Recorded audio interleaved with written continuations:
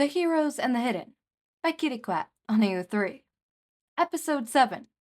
Chapter 7. Pick a Flower. Izuku wakes slowly to the sound of soft talking and the smell of coffee. His mom must be home. He hums, sitting up, rubbing at his eyes. I had a nightmare last night.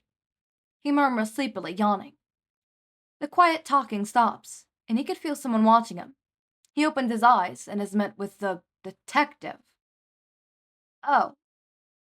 He says softly, reality setting in. He's not at home.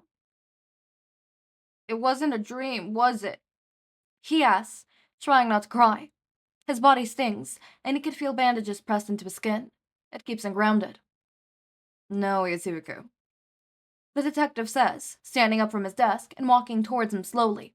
The next thing he remembers is Kachan's laughter and his mom's words.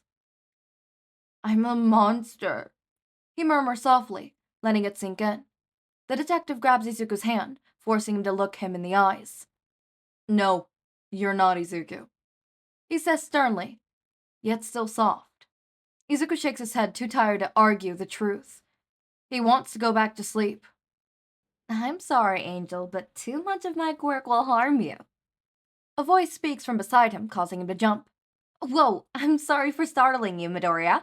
Izuku, he says before thinking about it. Midoriya is my mom. He finally looks at the woman talking to him and almost cries again when he realizes who it is. Okay, Izuku. My name is Midnight, he states, cutting her off. Your quirk is so cool, and the way you use your whip is awesome. He fanboys over her. He never seen a hero in person. Well, that's not true.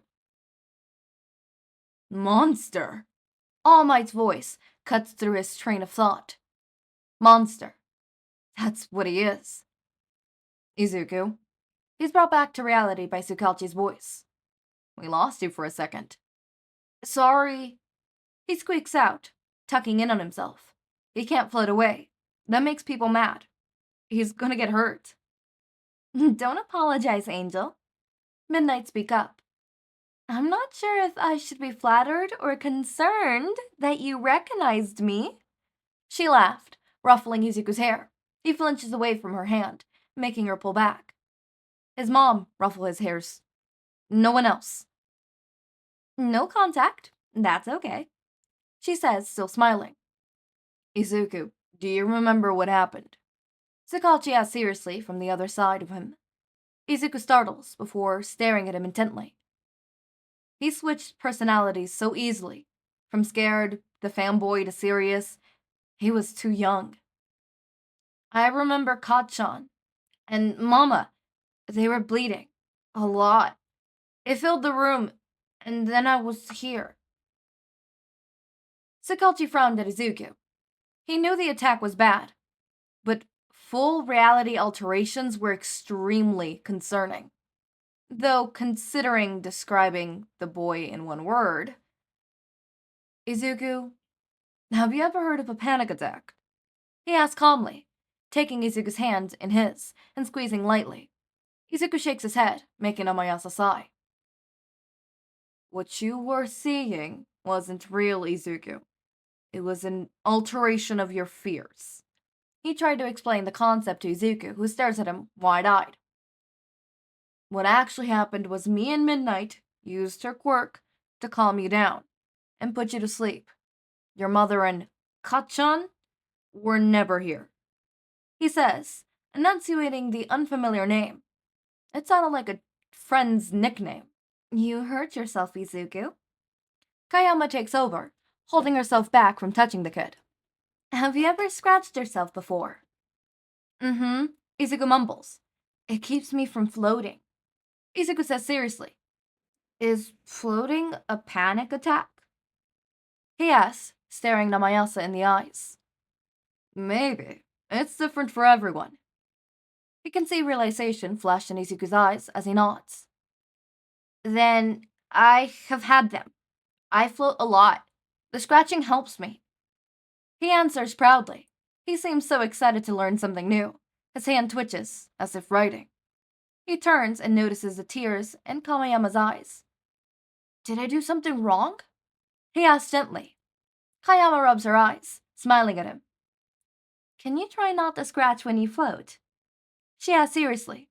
It hurts you. Izuku frowns. He doesn't look like he believes her, but he nods anyways. She smiles slightly, opening her arms to Izuku. He studies her before leaning in, very carefully to her arms. She wraps around him tightly, humming the same tune from before. Naomasa stands up, returning to his desk to grab his papers. He hated to do this, but Izuku was the only witness to the crime. He needed to ask him questions. Nomori wasn't holding onto Izuku, since he allowed her to hug him. Right now, she holds his hand in hers as Tsukauchi prepares questionings across the other side of the table. Izuku was obviously nervous in the new room, gripping her hand tightly as he looked right at the one-way mirror. He was smart. She hated bringing him here, but she understood that it had been long enough. Usually a lawyer would be sitting in Nomori's place, but by the judgment of the leading detective, a pro-hero could stand instead. And with all going on, Tsukauchi decided that this would be the best choice. Izuku Midoriya, he says suddenly, making Izuku tense up and turn to face him. He was dwarfed in his seat compared to the table. My name is Detective Tsukauchi. My quirk is lie detector. I can tell when you tell me truths or lies. Midnight notices Izuku's hands twitching like he was writing something as he listened. I am required by law to inform you of the recording taking place. Do I have your consent? Izuku nods quickly. Please respond verbally. Tsukauchi says softly. Yes. True. Well, let's begin.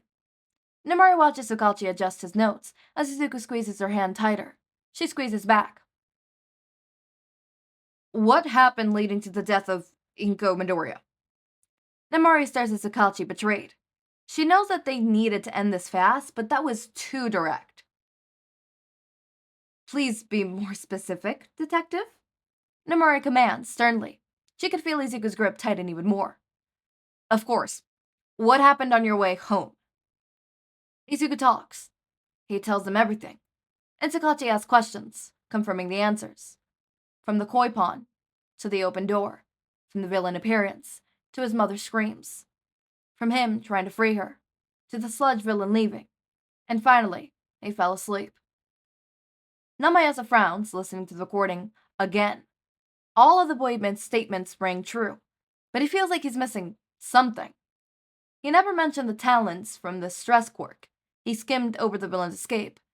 His word choice seemed so specific, especially for a kid.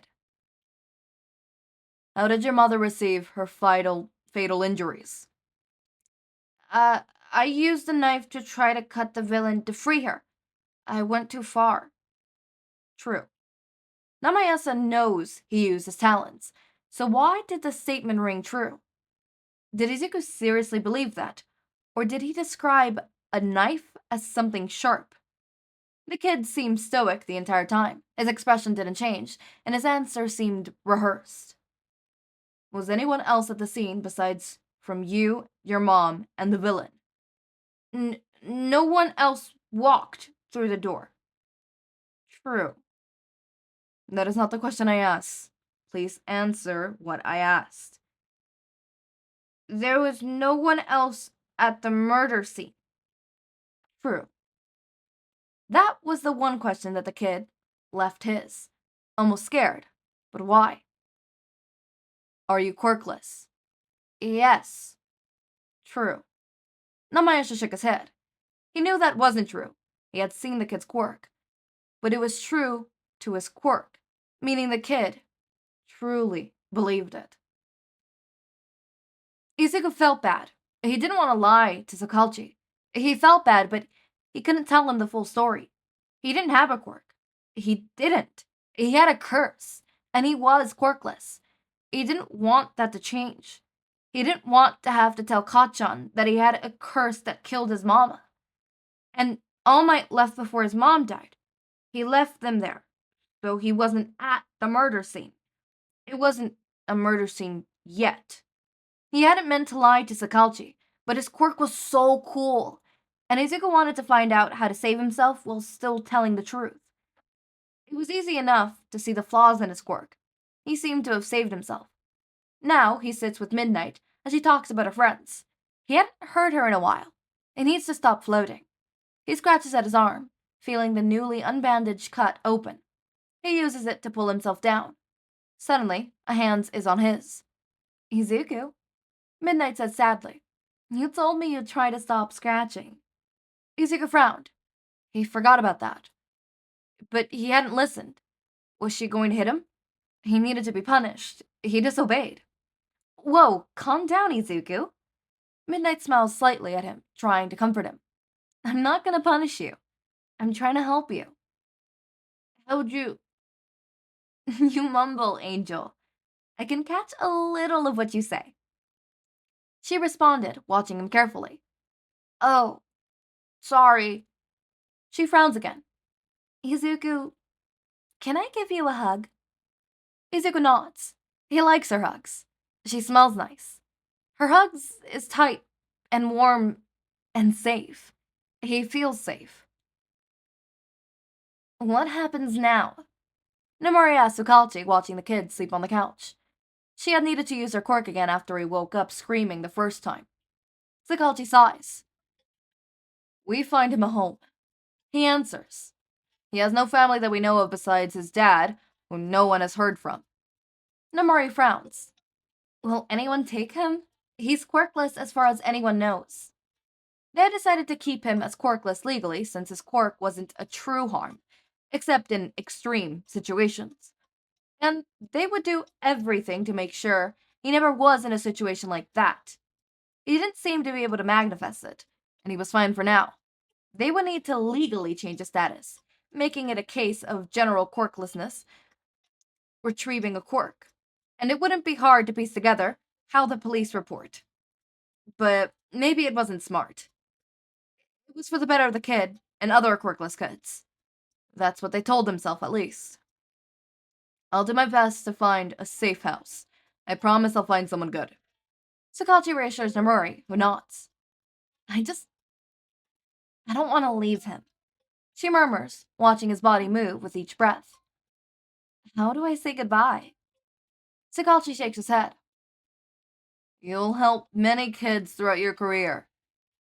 You might be newer now, but you won't always be. You need to learn how to say goodbye. She nods, walking towards the kid, and sitting beside him on the large couch. She can feel Tsukauchi watching her, but ignores him as she pulls the kid to her chest and lets him sleep, eventually drifting away as well. She'll say goodbye when he wakes up. Life moves on for everyone, even the abused and broken. Tsukauchi watches Kamayu fall asleep, clinging to the child. He hates to admit it, but he will miss the kid a lot. He worries about him enough in the station, but out there, he'll be on his own, which is why Tsukauchi swears to find the perfect house. Some have loud children, which isn't good for Izuku's demeanor. Others have parents with powerful quirks, which might make Izuku feel inferior. The really small list of families willing to take a quirkless kid slowly dwindles to two options. One is a young couple who want a kid to complete their family. The quirks aren't remarkable and they live in a basic life in the countryside. The other is a group home. Tsukauchi would have to discard it entirely if it wasn't for the kid they take in. Kids with quirks, often called villainous and monsters. Midoriya fits that description. He truly believes he's a monster. Maybe they could help him see himself differently. After reading through each order carefully, Tsukauchi decides on one. The group home. They have one bed open, and 5 kids currently. Being around other kids in his situation would be good for Izuku. He pushes himself away from his desk, walking across the room. Flickering off the lights, Tsukauchi throws a blanket over Midnight and Izuku, before sitting on the other side of the couch, leaning against the arm, slowly falling asleep. He'll say goodbye tomorrow. I have actual psychology notes today. Oh my god, Kitty Cat, thank you so much. You're feeling me! Fuel! More psychology talk. Okay, sorry. It also does not help that recently I got a new psychology, but like, okay, normally I read my psychology books and I read like clippets of the book and stuff like that, or the audio version. I listen to the audio version on my free time, but this is the first time I have an actual physical psychology book in my hand. Apart from that one that I have. I've not read that one, but that one looks like it's fucking ancient. And I'm gonna be honest with you, I do not think it's 100% factual. It's ancient, right? Mind you, the psychology book that I got isn't a basic psychology. It is a more niche psychology, and it goes into the psychology of narcissists,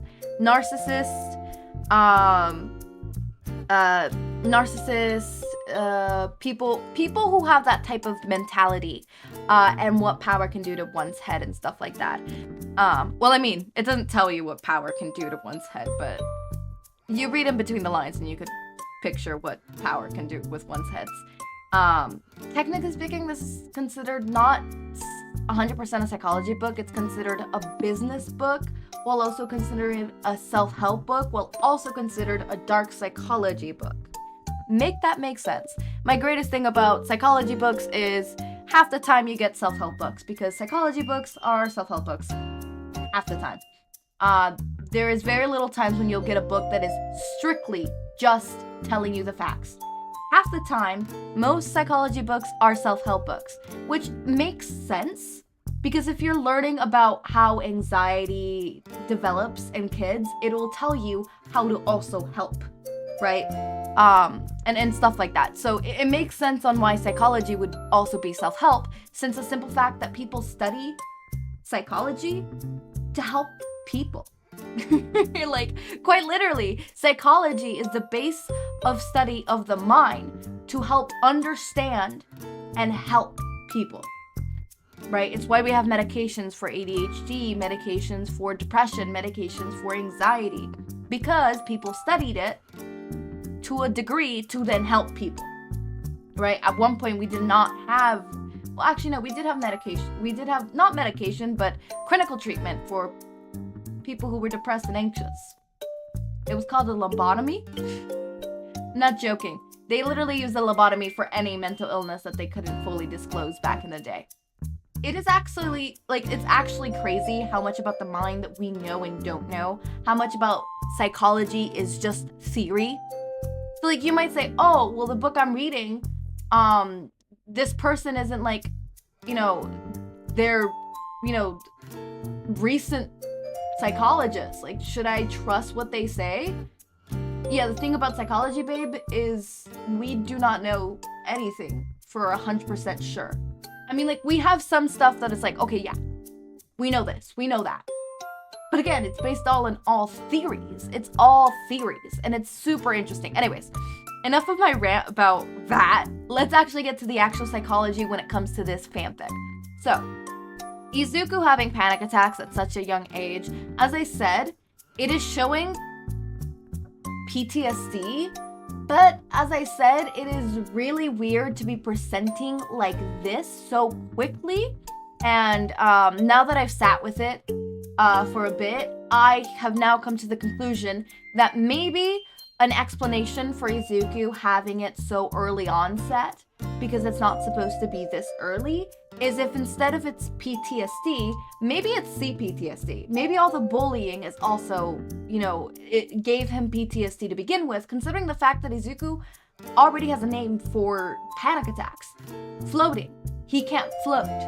Which again, I think it's really cute, and also heartbreaking for him to call it floating, because a lot of the times kids do not know what to actually call these really big emotions, or not even just really big emotions, but big things in general that they don't know the names of, right? So they call it floating, they call it this. It's like, I've mentioned it before in my channel, I know for a fact I have, where it's like, they're talking about really big topics, but then they say names that are super cute and adorable, like floating. Like, oh yeah, I floated 3 times yesterday. Oh, that's so cute. What's floating? You know when you can't breathe and you start to see things that are and you're like, oh shit! That's not. Oh, you're like, oh, That's not as cute as it sounded. My hair looks really nice. It's all curly. I didn't do jack shit. Actually, it was super fuzzy this morning because I decided to, wash my hair and then straight go rollerblading and frizz everywhere. I mean, hair drying, letting my hair air dry is already gonna make it a little frizzy and shit, but not only am I letting it air dry, I'm having constant wind blow on it. Yeah, no, it became frizzy as fuck, but it finally calmed down. Anyways, as I was saying, since Izuku already mentioned that he floats, right? He already has a name for it, right? So something tells me that he experiences panic attacks on the regular enough to give it a name. Because think about it this way, he would not give it a name if it did not happen on the regular. He would not have a coping mechanism for it already to keep him stable if it did not happen on the regular. He scratches himself. That stops him from panic attacks. Which, yeah, sure, that would stop you from panic attacks because it is pain. That is not a good way to stop a panic attack, right? There is good ways, there's bad ways. As I said before, good coping mechanisms, bad coping mechanisms. That is a bad coping mechanism because it is actively harming you. And in itself could make it so that when you enter a panic attack and that fails, you just start scratching and scratching and scratching more, right? To the point where you literally cut yourself open. You literally tear at your skin and scratch till there's blood and blister, right? It's not a good coping mechanism. As I said, good coping mechanisms, bad coping mechanism. Distraction via sense is a good coping mechanism in moderation. So I'm not saying scratch yourself to stop a panic attack, but holding an ice cube, that would help. Drinking something really sour, that will help. Stuff like that where it's just like out of fucking nowhere. Having a friend who has a really fucking cold hand put their hand on your neck, that will help. Right? Stuff like that where it's like sudden changes and sudden stuff, but it's not going to hurt you. It'll bring you back to reality, but it will not hurt you. Right? Obviously, not everybody has fucking ice cubes on the ready. No one's fucking Todoroki. Or Rei. Right? She has an ice quirk. Does Fuyumi have an ice quirk? Does Natsume have an ice quirk? I don't know. Either way, not everybody has like ice on the ready, right? You could be on a fucking in the passenger seat of a car, and that happens, right? Another way is relying on others around you to help you out. Say the most if you see your friend having a panic, like about to enter a panic attack, which by the way, most of the time you are not gonna fucking see it, because most of the times you have what are silent panic attacks and non-silent panic attacks. I have a lot of silent panic attacks. So you are not gonna see me panic. In my head, I'm panicking. But I look completely normal. And I am behaving completely normal, but in my head, I'm panicking. Slowly, whatever you're saying to me is erasing. All of a sudden, everything's blurry but you. And I can't focus on anything else. But at the same time, I'm not really focused on you because you're also blurry, but you're not blurry.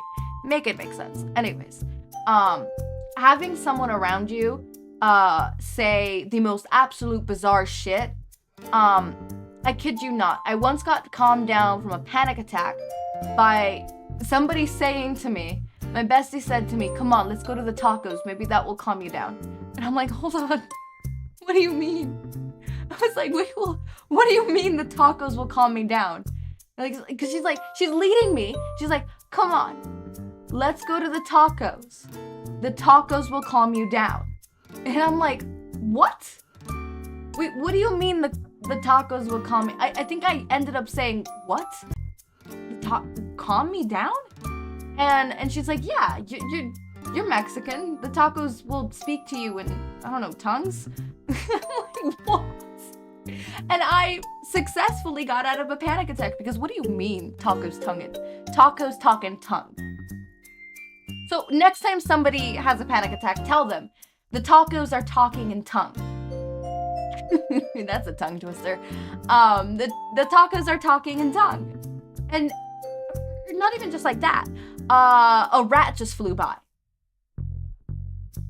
Oh my God, is that Abraham Lincoln busting it down, sensual style. Like, think of the most absolute bizarre shit you could say that still makes somewhat sense, and say it.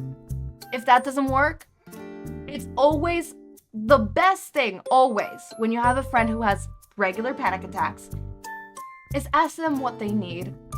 I kid you not, just ask them what they need. Different people have different ways.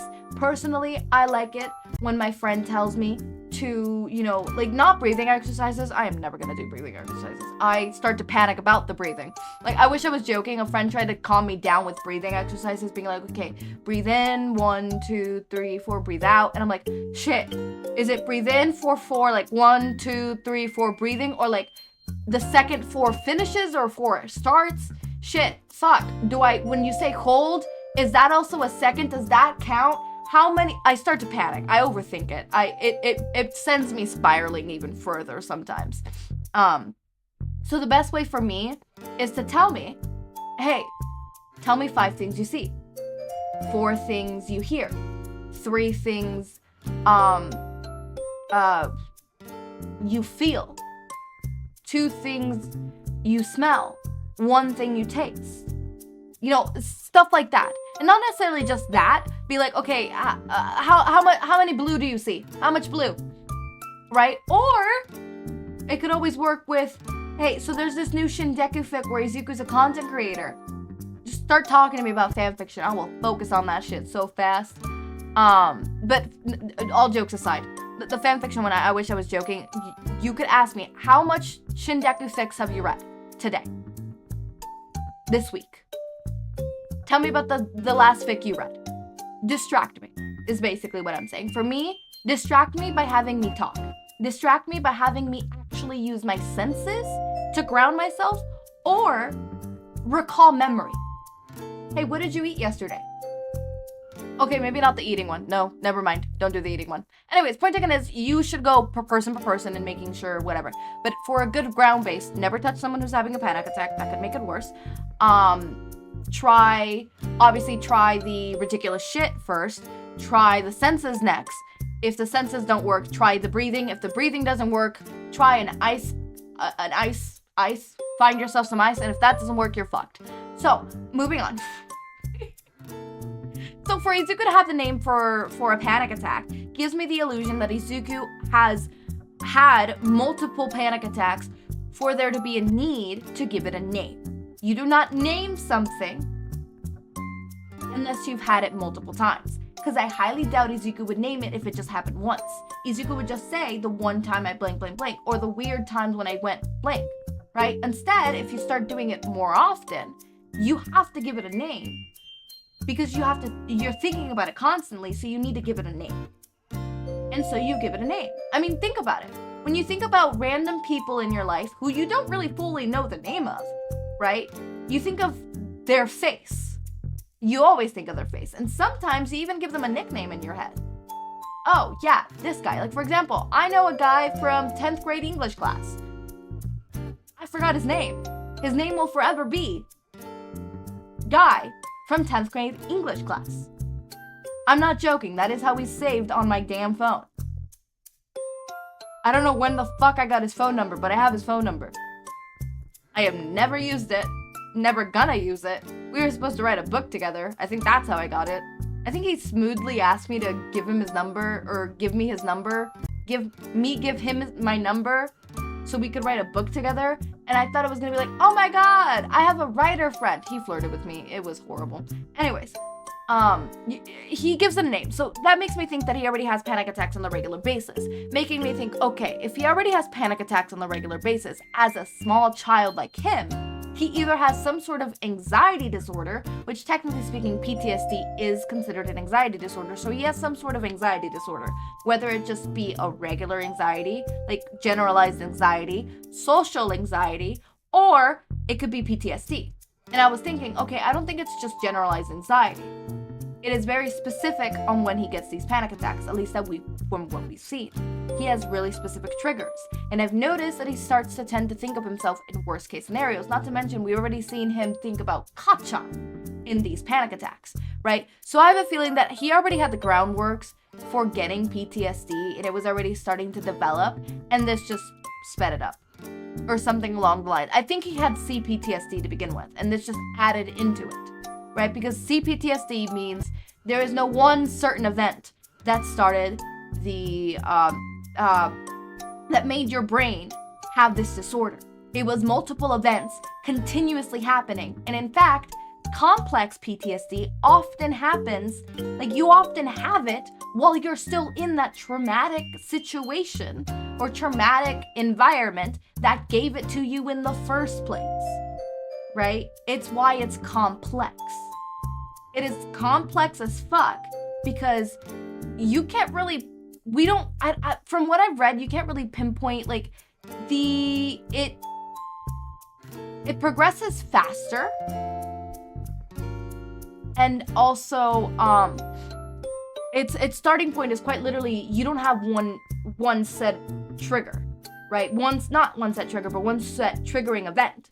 Meaning, the possibility that you have multiple triggers is very high and unfortunate. Anyways, right? So, Izuku has... we fixed that. Izuku has CPTSD, probably. Obviously, the author did not put it as CPTSD because, again, what author knows about psychology as much as I do? Unless you're a psychologist, I do not think you know that much about psychology. So, yeah. I'm also not a psychologist. I just read books, and I read the DSM-5 like it's my fucking diary. I like studying that shit. That shit is so fun to just sit and read. But complex PTSD seems to be the likely case scenario in this situation. I also like how Nomori and Tensei keep thinking about how they'll say goodbye tomorrow, pushing it off. I mean, that's typical behavior that most people do. You kind of don't want to say goodbye. Goodbyes are hard, right? Are we gonna have Izuku and Hitoshi be friends from, childhood? I'm digging that type of thing. I'm digging that. I know I did that for my fic, and I loved it. So I wonder, are you guys gonna do it for your fic? You guys, as if it's multiple authors, it's just one. Are you gonna do it for your fic, Kitty? I'm gonna call you Kitty. Is that gonna happen? This is 17 minutes of me spewing on about panic attacks, CPTSD, PTSD, Izuku, my hair at some point. God. You guys like me. I cannot wait till I start Certified Yappers Association. Y'all are gonna fucking eat that shit up. Anyways, as always, my raindrops, make sure to eat, sleep, drink water, take your meds. Have a wonderful day or night. Link to my Discord server and socials are down in the description. Subscribe to see more of my content, and thank you so much for watching.